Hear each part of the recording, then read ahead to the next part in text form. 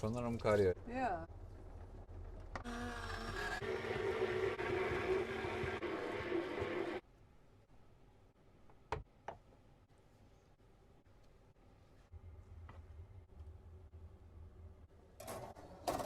Bak kim var burada. Ay kıyamam. 2 tane oldular. Bu hızlı yiyor. Bununkini de yiyecek. Sen arada dur. Hadi oğlum çabuk ye bak. Geliyor. Şuna bak bitirdi. Hayır. Hayır. Bunun hakkı oğlum. Bir daha ver ona. Tamam bitti. Gel hadi gel. Bitti Seni artık. yiyecekler şimdi.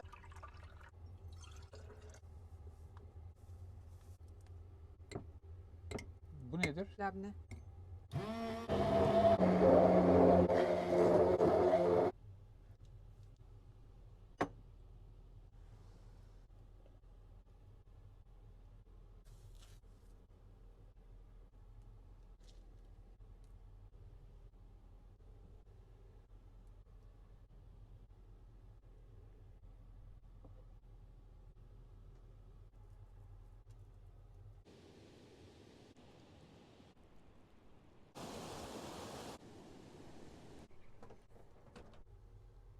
Doğum günümmüş gibi hissettim. Pastalar çok pahalı. Böyle evde yapacağız.